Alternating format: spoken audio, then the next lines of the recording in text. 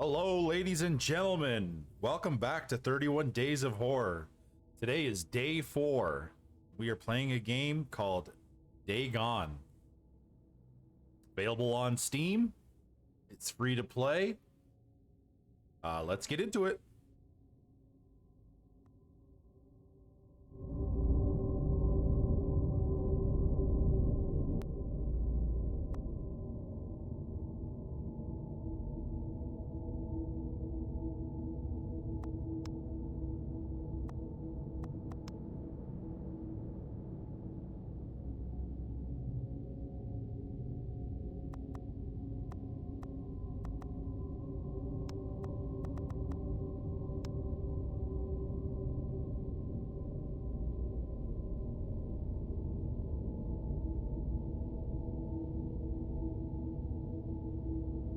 Dagon is a faithful interactive adaptation of H.P. Lovecraft's work focused on story and atmosphere.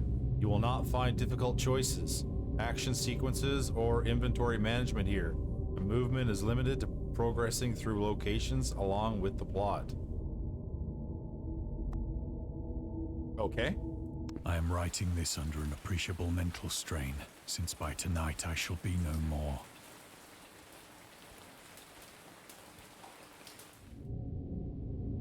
During the game, you will encounter interactive elements. Some of them will allow you to continue your journey. Others reveal interesting facts about the original short story, its historical background, and the author. Some of the trivia is hidden in order to find these secrets. Focus your eyes and look for the Elder sign. Okay. You can also access all the found facts later. They will be available in the main menu.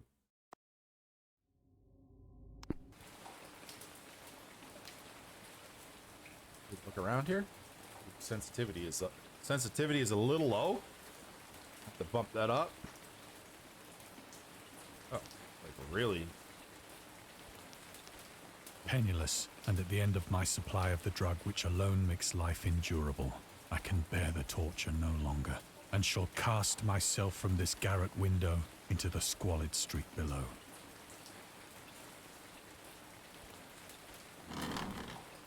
Do not think from my slavery to morphine that I am a weakling or a degenerate.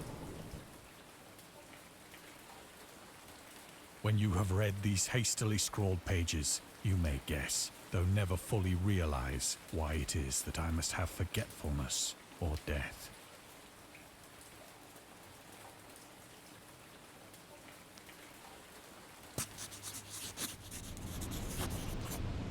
It was in one of the most open and least frequented parts of the broad Pacific that the packet of which I was supercargo fell a victim to the German sea raider.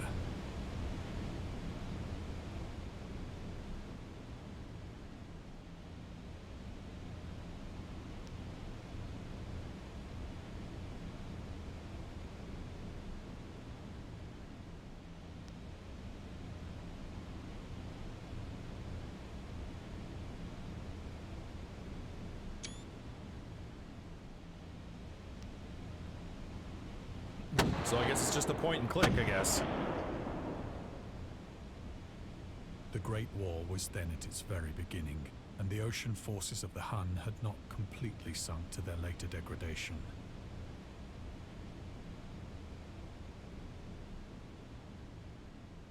So that our vessel was made a legitimate prize, whilst we of her crew were treated with all the fairness and consideration due us as naval prisoners.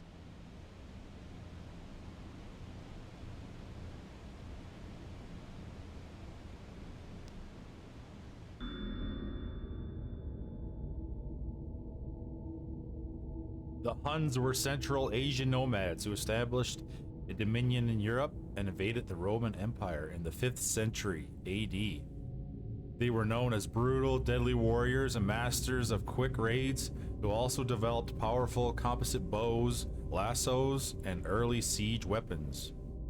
During World War I, the British used the word Hun as a synonym for Germans in order to emphasize their brutality. However, the term originated when the German Emperor Wilhelm II gave a speech to his troops on 27th July 1900 before they embarked to China.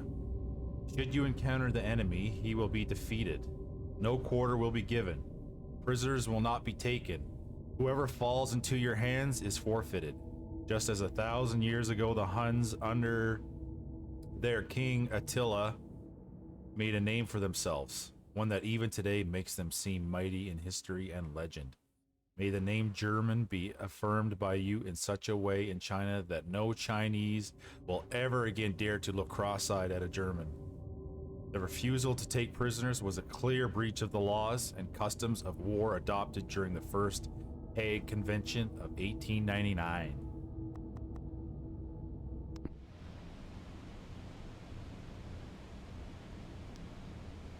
We'll say this game is beautiful.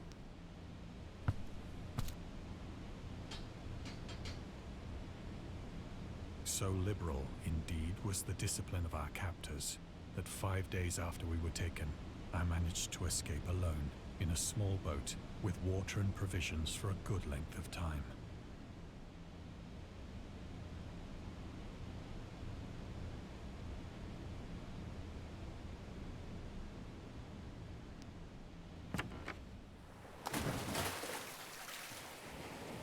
When I finally found myself adrift and free, I had but little idea of my surroundings.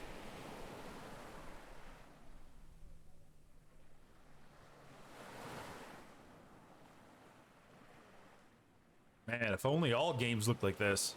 Never a competent navigator, I could only guess vaguely by the sun and stars that I was somewhat south of the equator. Of the longitude, I knew nothing, and no island or coastline was in sight.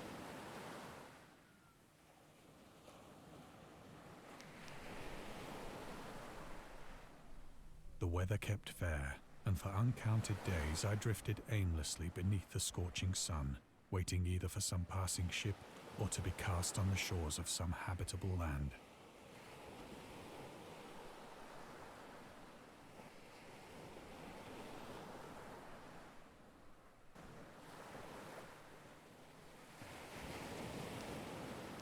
Yeah, have some water. You look parched. But neither ship nor land appeared, and I began to despair in my solitude upon the heaving vastness of unbroken blue.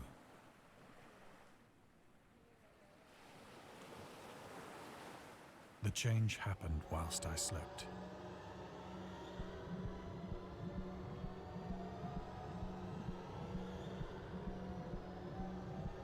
Its details I shall never know. For my slumber, though troubled and dream-infested, was continuous.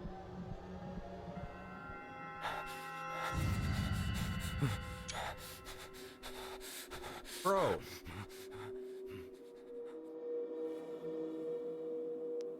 When at last I awoke, it was to discover myself half sucked into a slimy expanse of hellish black mire, which extended about me in monotonous undulations as far as I could see, and in which my boat lay grounded some distance away.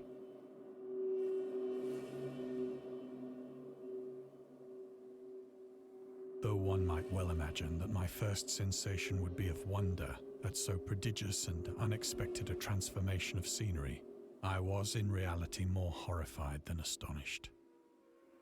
For there was in the air and in the rotting soil a sinister quality which chilled me to the very core. The region was putrid with the carcasses of decaying fish and of other less describable things which I saw protruding from the nasty mud of the unending plain.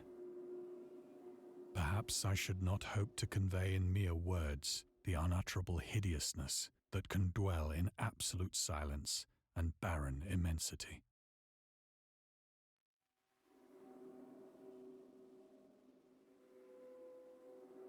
There was nothing within hearing, and nothing in sight, save a vast reach of black slime. Yet the very completeness of the stillness and the homogeneity of the landscape oppressed me with a nauseating fear.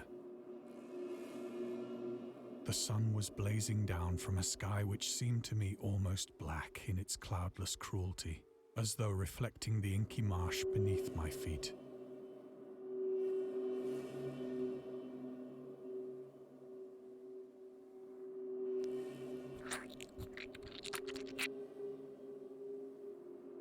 As I crawled into the stranded boat, I realized that only one theory could explain my position.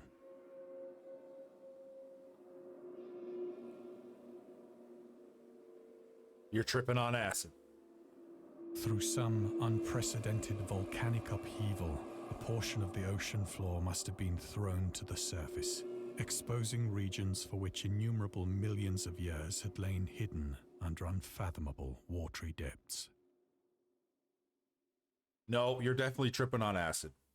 So great was the extent of the new land which had risen beneath me that I could not detect the faintest noise of the surging ocean, straining my ears as I might. Nor were there any seafowl to prey upon the dead things.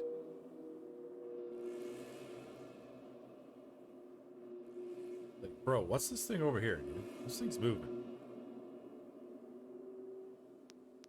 Fish. For several hours I sat thinking or brooding in the boat, which lay upon its side and afforded a slight shade as the sun moved across the heavens. As the day progressed, the ground lost some of its stickiness and seemed likely to dry sufficiently for traveling purposes in a short time.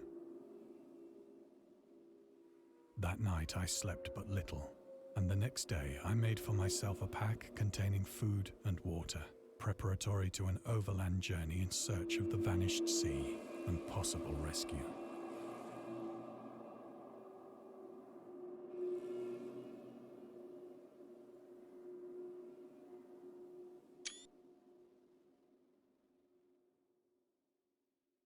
All right, let's get out of here.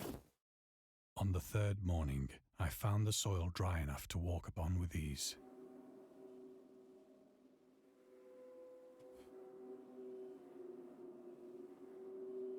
The size of this motherfucker. This thing is huge. The odor of the fish was maddening, but I was too much concerned with graver things to mind so slight an evil, and set out boldly for an unknown goal.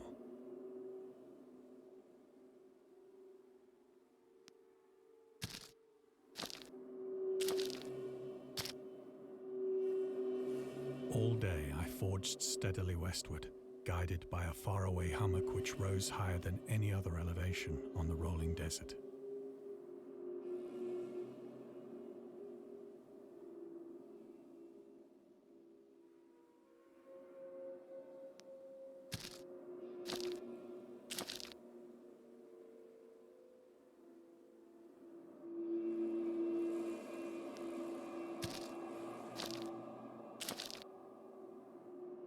That night, I encamped, and on the following day still travelled toward the hummock, though that object seemed scarcely nearer than when I had first espied it.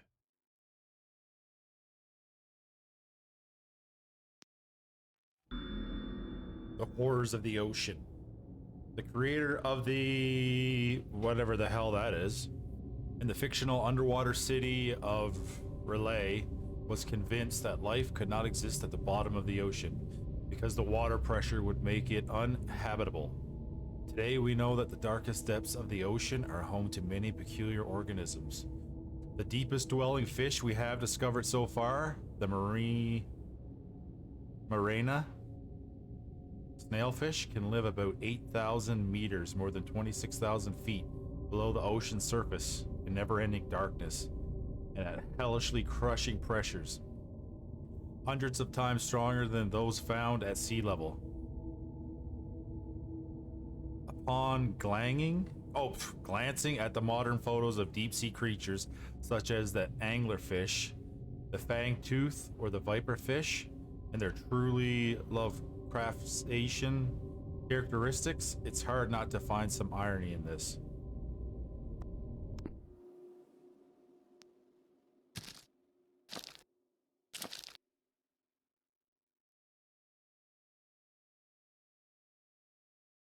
By the fourth evening, I attained the base of the mound, which turned out to be much higher than it had appeared from a distance.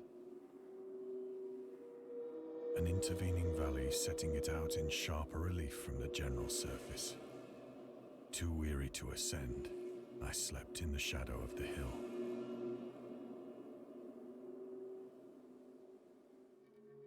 I know not not why my dreams were so wild that night. But ere the waning and fantastically gibbous moon had risen far above the eastern plain, I was awake in a cold perspiration, determined to sleep no more. Such visions as I had experienced were too much for me to endure again. And in the glow of the moon I saw how unwise I had been to travel by day. Without the glare of the parching sun, my journey would have cost me less energy. Indeed, I now felt quite able to perform the ascent which had deterred me at sunset. Picking up my pack, I started for the crest of the eminence.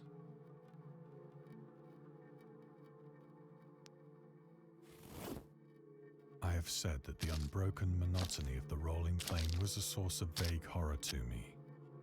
But I think my horror was greater when I gained the summit of the mound and looked down the other side into an immeasurable pit or canyon, whose black recesses the moon had not yet soared high enough to illumine. I felt myself on the edge of the world, peering over the rim into a fathomless chaos of eternal night. Through my terror ran curious reminiscences of Paradise Lost.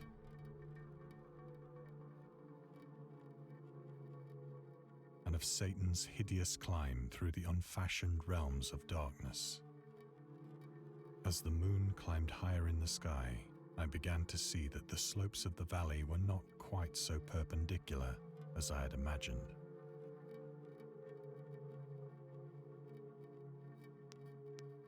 Ledges and outcroppings of rock afforded fairly easy footholds for a descent, whilst after a drop of only a few hundred feet, the declivity became very gradual.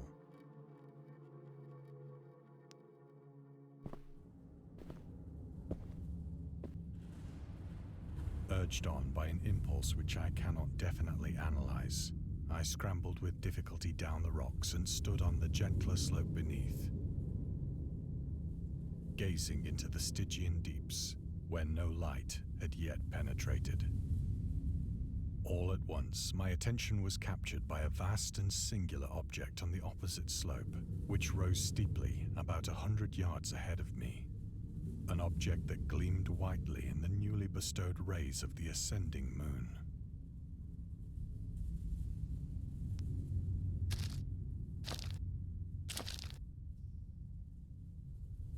That it was merely a gigantic piece of stone, I soon assured myself. But I was conscious of a distinct impression that its contour and position were not altogether the work of nature.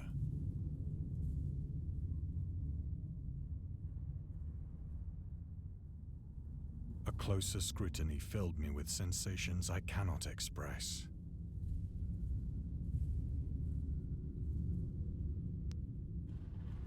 For despite its enormous magnitude and its position in an abyss which had yawned at the bottom of the sea since the world was young, I perceived beyond a doubt that the strange object was a well-shaped monolith, whose massive bulk had known the workmanship and perhaps the worship of living and thinking creatures. Dazed and frightened, yet not without a certain thrill of the scientist's or archaeologist's delight, I examined my surroundings more closely.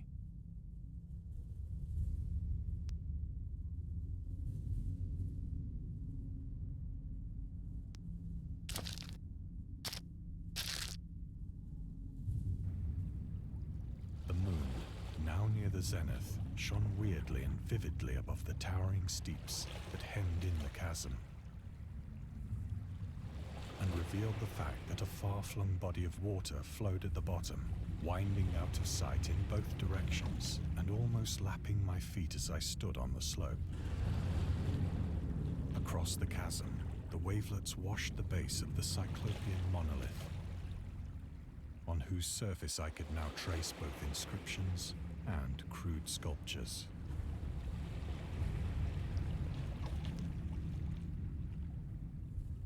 The writing was in a system of hieroglyphics unknown to me, and unlike anything I'd ever seen in books, consisting for the most part of conventionalized aquatic symbols such as fishes, eels, octopi, crustaceans, mollusks, whales, and the like. Several characters obviously represented marine things which are unknown to the modern world, but whose decomposing forms I had observed on the ocean-risen plain. It was the pictorial carving, however, that did most to hold me spellbound.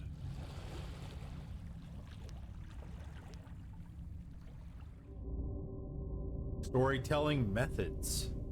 Dagon contains many themes and storytelling methods that Lovecraft developed in his later works, such as telling the story through carvings at the Mountains of Madness, the Nameless City, journals and characters' notes, the Shadow Out of Time, the Haunter of the Dark, islands emerging from the ocean, the Call of Chitlu, or fictional beings and deities based on real events and mythologies, Vigo and the Whisperer in Darkness. It's also considered the origin of the popular Chitlu mythos. Some of Lovecraft's other stories also conclude in a manner similar to Dagon, but let's skip the details in order not to spoil the ending. So I don't know a lot of the backstory, so this is like, what?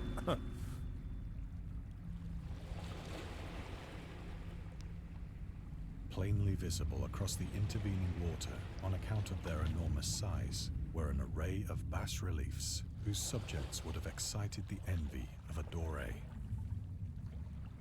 I think that these things were supposed to depict men, at least a certain sort of men. Though the creatures were shown disporting like fishes in the waters of some marine grotto, or paying homage at some monolithic shrine which appeared to be under the waves as well. Of their faces and forms I dare not speak in detail, for the mere remembrance makes me grow faint. Grotesque beyond the imagination of a Poe or a Bulwer. They were damnably human in general outline, despite webbed hands and feet, shockingly wide and flabby lips, glassy, bulging eyes, and other features less pleasant to recall. Curiously enough, they seem to have been chiseled badly out of proportion with their scenic background. For one of the creatures was shown in the act of killing a whale, represented as but little larger than himself. I remarked, as I say, their grotesqueness and strange size, but in a moment decided that they were merely the imaginary gods of some primitive fishing or seafaring tribe. Some tribe whose last descendant had perished eras before the first ancestor of the Piltdown or Neanderthal man was born.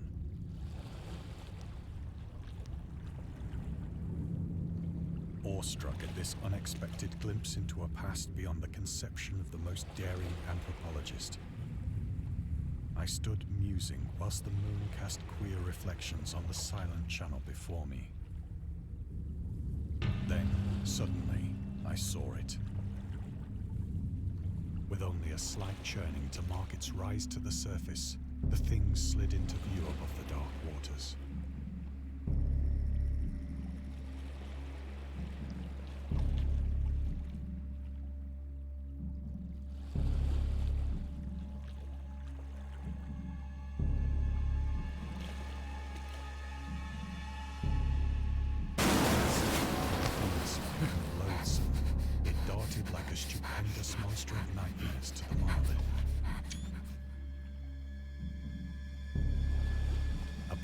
It flung its gigantic stony arms, while it bowed its hideous head and gave vent to certain measured sounds.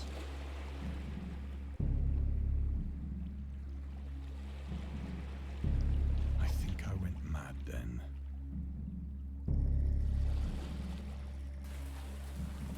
Of my frantic ascent of the slope and cliff, and of my delirious journey back to the stranded boat, remember little.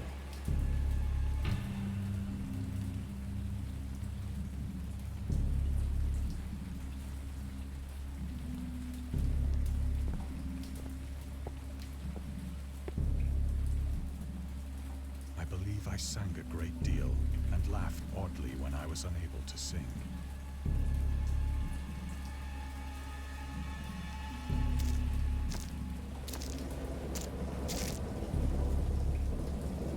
I have indistinct recollections of a great storm sometime after I reached the boat. At any rate, I know that I heard bells of thunder and other tones which nature utters only in her wildest moods.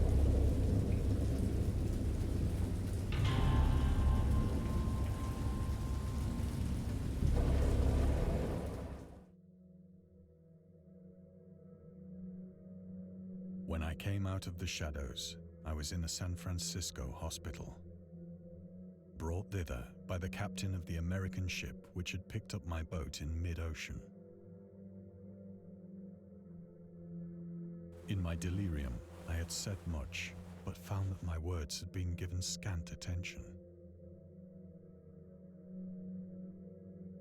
Of any land upheaval in the Pacific, my rescuers knew nothing. Nor did I deem it necessary to insist upon a thing which I knew they could not believe.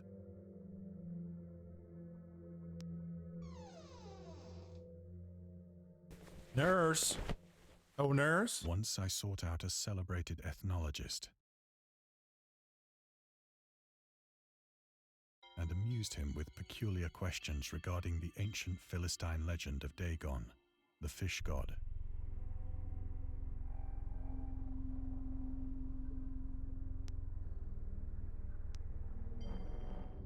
Dagon was the main deity of the Philistines, worshipped throughout the Middle East as the ancient god of fertility and crops. In Hebrew, the word Dagon was a common noun for grain. The rulers of Akkad, Mesopotamia, chose him as the patron saint of their war conquests. He also appeared as the judge of the dead in an Assyrian poem, and an underworld prison warder in one of the Babylonian texts. He is often mistakenly taken for a fish god due to the wrong interpretation of his name, as in Hebrew the word dag means fish. In H.P. Lovecraft's works, Dagon is an underwater deity ruling over the deep ones, a humanoid race with fish traits that resides in the oceans. He is worshipped by a secret cult called the Esoteric Order of Dagon.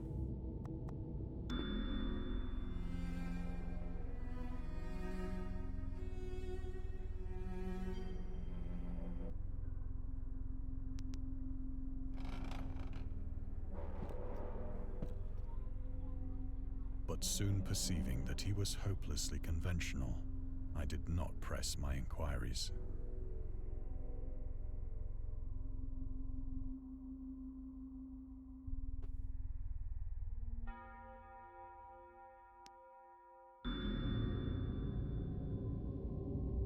August Derleth and the Chitlu mythos. God damn these words, man. August Derleth was an American writer and anthologist. He also befriended Lovecraft and published many of his works through his company Arkham House.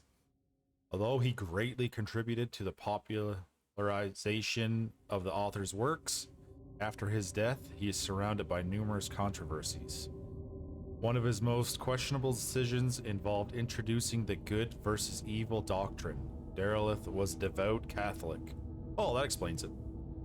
To the Chitlus, or what is it? I'm fucking butchering that word, I'm sure. Chitlu mythos, which contrasted with Lovecraft's view of the world and his approach to cosmic horror. As a result, the author's works are often misunderstood and misrepresented in today's culture.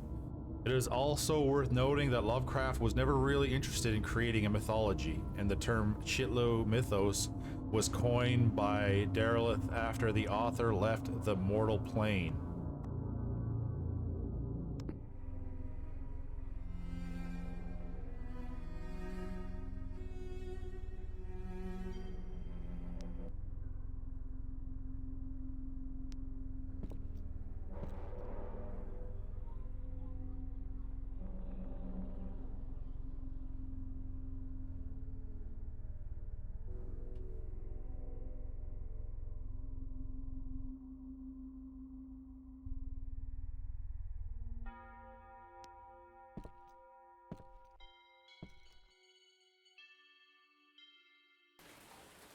It is at night, especially when the moon is gibbous and waning, that I see the thing.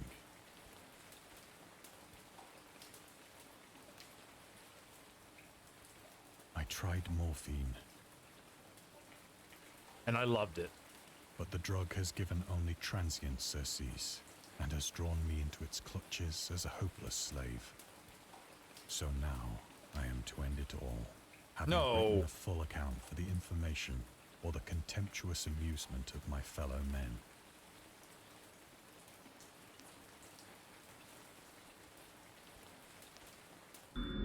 Lovecraft on tobacco and alcohol. Who the hell's Lovecraft anyway? I don't know who this Lovecraft is. Lovecraft hated tobacco, even though he used to smoke when he was 12 in order to look and feel like an adult. This correspondence with friend Reinhard Kleiner. He claims that he quit as soon as he started wearing long pants. Well, that's a fucking interesting story. He also had a very strong opinion about alcohol, as evidenced by his letter to Zelia Brown, dated 13th February 1928. As for the matter of drinking, I have never tasted intoxicating liquor and never intend to, having a strong aesthetic disgust at anything which blunts or coarsens the delicate natural equipoise, whatever, oh geez, these words, of the evolved human intellect and imagination. Drinking excited my personal repugnance, hence I don't drink. Let the herd do what they will. I am rather in favor of prohibition. Man, fuck you. Prohibition of any one antisocial force as well as of any other. Okay. Source: The Spirit of Revision. Lovecraft's letter to Zelia Brown. Reed Bishop, H.P. Lovecraft, John Brainey, and Andrew Lemon Lamont, S.T. Yoshi. This guy wanted prohibition? Fuck this guy.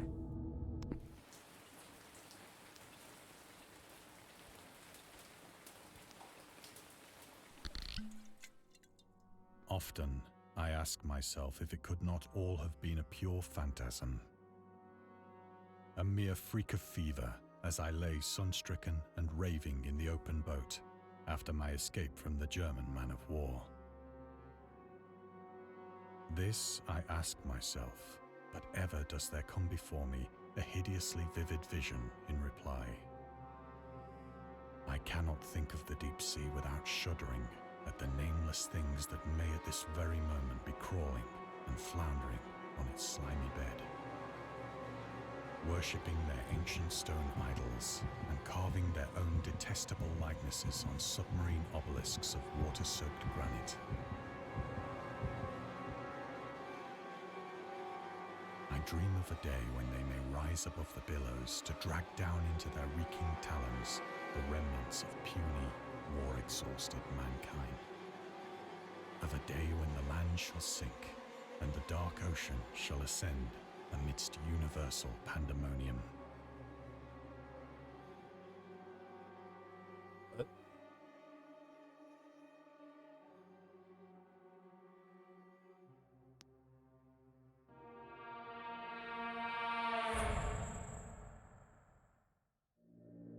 The end is near.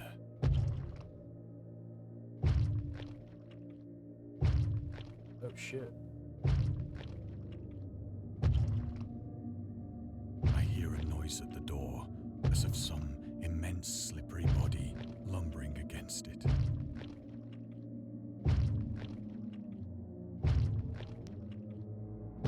Don't do it. Don't fucking go out there. It shall not find me. Get under the bed. Crawl under the damn bed. Oh fuck, you're dead. God, that hand!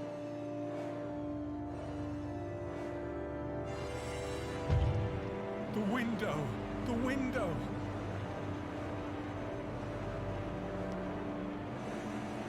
No, I want to see the motherfucker.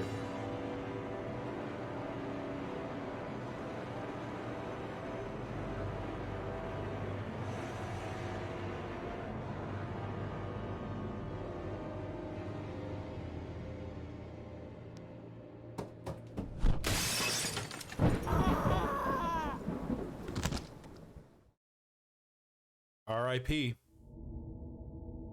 Thank you for playing. We hope you enjoyed immersing yourself in our little pool of cosmic horror. We would appreciate it if you took a moment to rate Dagon and check out our other games and DLCs. Ooh, they got some fucking DLCs for this game. That's cool. Yeah, so that's it. That's an interesting game. That's like a point and click, I guess they call it, or whatever. It's actually my first time playing a game in that style. Graphically, the game is gorgeous. I mean, just beautiful. Everything about it. Is it my type of game? I don't even like. Is this even a game? Like, it's weird calling it a game. I guess it's a game, sure. It's just not my, I guess, style of game, if you will. But yeah, definitely interesting nonetheless. I don't know anything about this H.P. Lovecraft individual. Maybe I should have like checked out some of his work before I played it. But whatever. That's neither here nor there. Overall, yeah, I mean, I don't know what to say. It's not exactly my cup of tea, but I will say it is beautifully done. But yeah, ladies and gentlemen, that was Dagon. Thanks for watching. This is day 4 of 31 Days of Horror. Do me a favor, like, subscribe the video if you made it this far. Leave a comment. What do you guys think of this? You like it or not? Would you play a game like this? Until next time, everybody, peace.